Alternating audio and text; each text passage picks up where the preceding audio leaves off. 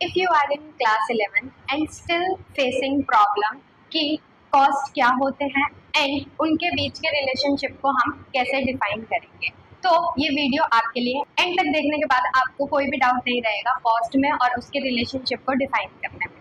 तो स्टार्ट करते हैं। सबसे पहले मीनिंग देखेंगे कि what is marginal cost, average cost and average variable cost. इन तीनों कॉस्ट की डेफिनेशन पहले हम देखेंगे, फिर हम लोग ये डिफाइन करेंगे कि इनके बीच में रिलेशनशिप क्या होता है, कि what is the relationship between marginal cost, average total cost and average variable cost. यही तीन कॉस्ट है जिनके बीच का रिलेशनशिप जो है वो एग्जाम में बार बार पूछा जाता है। हर एक एग्जाम में ये क्वेश्चन जरूर देखने के लिए मिलेगा आपको, and this is the most important question that you learn from this.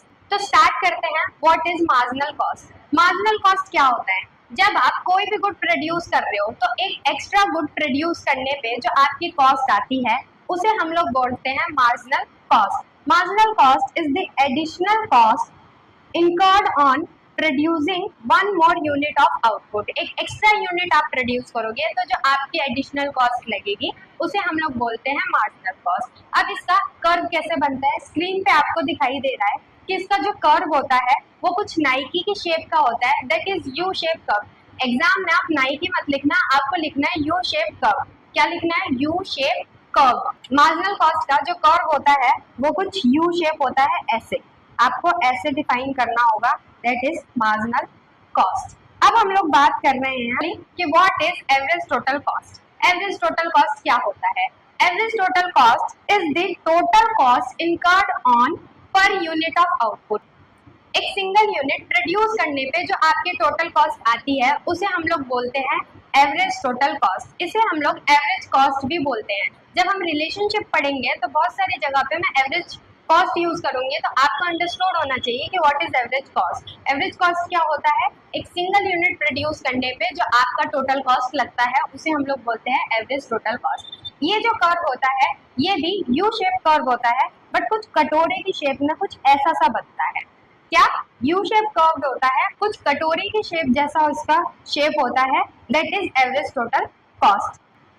Next हम लोग बात कर रहे हैं average variable cost. What is average variable cost? एक सिंगल यूनिट प्रोड्यूस करने पे जो आपकी वेरिएबल कॉस्ट आती है उसे हम लोग बोलते हैं एवरेज वेरिएबल कॉस्ट। ये भी यू शेप कर्व होता है, इसका कर्व स्क्रीन पे आपको दिख रहा है, दैट इज ये इस शेप का ये कर्व होता है, एवरेज वेरिएबल कॉस्ट। अब हम लोग बात करेंगे इन तीनों कॉस्ट में marginal cost, average variable cost and average total cost. इन तीनों कॉस्ट में रिलेशन क्या होता है? सिंपली आपको ये तीनों कर्व एक ही डायग्राम में ड्रॉ करने हैं एंड उसके बाद इनके रिलेशनशिप को डिफाइन करना है। एक एक करके डिफाइन करेंगे, आपको ध्यान रखना है इसके डायग्राम पे। जब मैं आपको इनका रिलेशनशिप समझा, आपकी नजर होनी चाहिए डायग्राम पे, आप आराम से समझ जाएंगे कि क्या इनके बीच का रिलेशनशिप है और आपको एग्जाम में कैसे लिखना है। तो स्टार्ट करते हैं। ये जो तीनों कर्व है ये आप एक ही डायग्राम में बनाओगे। अब हम लोग बात कर रहे हैं कि what is relationship between marginal cost, average total cost and average variable cost. तो सबसे पहला जो पॉइंट है, आप कर्व पे ध्यान रखिए कि ये जो है आपका मार्जिनल कॉस्ट कर्व जो है वो देखो एवरेज वेरिएबल कॉस्ट को एंड एवरेज टोटल कॉस्ट को क्या कर रहा है? इनके मिनिमम पॉइंट से कट करते हुए जा रहा है। क्या?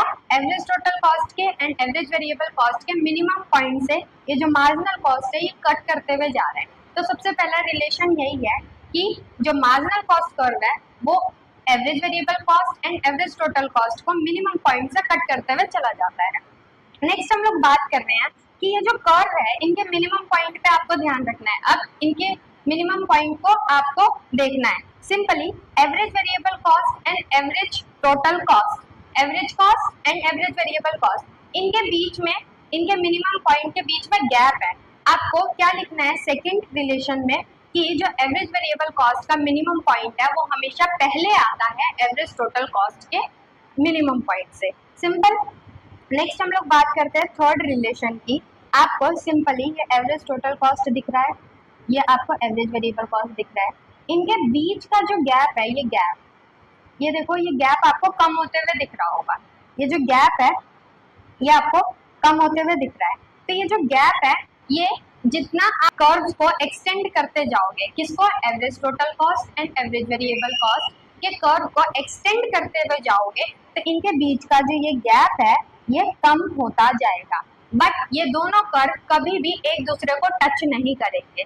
ध्यान रखना है कि ये दोनों कर्व कभी एक दूसरे को टच नहीं करेंगे। नेक्स्ट हम लोग बात करते हैं कि ये जो एवरेज टोटल कॉस्ट है, this is average total cost, ये हमेशा अबव रहेगा एवरेज वेरिएबल कॉस्ट के। ध्यान दो, एवरेज टोटल कॉस्ट का कर्व हमेशा ऊपर रहेगा एवरेज वेरिएबल कॉस्ट के। That is your fourth point, ये हमेशा बड़ा होगा एवरेज वेरिएबल कॉस्ट के। नेक्स्ट हम लोग बात करेंगे सबसे सिंपल जो आप हर रिलेशनशिप में यूज कर सकते हो, दैट इज ये तीनों कर्व यू शेप्ड होते हैं। क्या ये तीनों कर्व यू शेप्ड होते हैं? एक बार हम लोग देख लेते हैं कि हमने इन कर्व्स के बीच में रिलेशनशिप्स कौन कौन से पढ़े थे। सबसे पहला रिलेशनशिप क्या था? जो मार्जिनल कॉस्ट कर्व होता है वो एवरेज कॉस्ट को एंड एवरेज वेरिएबल कॉस्ट को मिनिमम पॉइंट से कट करते हुए जाता है, और जो मिनिमम पॉइंट है एवरेज वेरिएबल कॉस्ट का वो हमेशा पहले आता है एवरेज कॉस्ट के। 2 पॉइंट हो गए। थर्ड पॉइंट हमने पढ़ा था कि जो एवरेज कॉस्ट है और एवरेज वेरिएबल कॉस्ट है, इनके बीच का जो गैप है वो कम होता जाता है, बट ये जो कर्व है इनको जब हम एक्सटेंड करेंगे तो ये कभी टच नहीं करेंगे एक दूसरे को। नेक्स्ट हम लोगों ने देखा था कि जो एवरेज कॉस्ट का कर्व है वो हमेशा ग्रेटर रहेगा एवरेज वेरिएबल कॉस्ट के कर्व से। नेक्स्ट हम लोगों का सबसे इजी हम लोगों ने फिफ्थ पॉइंट पढ़ा था कि ये तीनों curve marginal cost, average variable cost and average total cost कैसे होते हैं? यू शेप कर्व होते हैं। I hope you are clear with this curve and how they are related to each other. ऐसे ही इकोनॉमिक्स को और इजी एंड सिंपलेस्ट वे में समझने के लिए please do like and subscribe.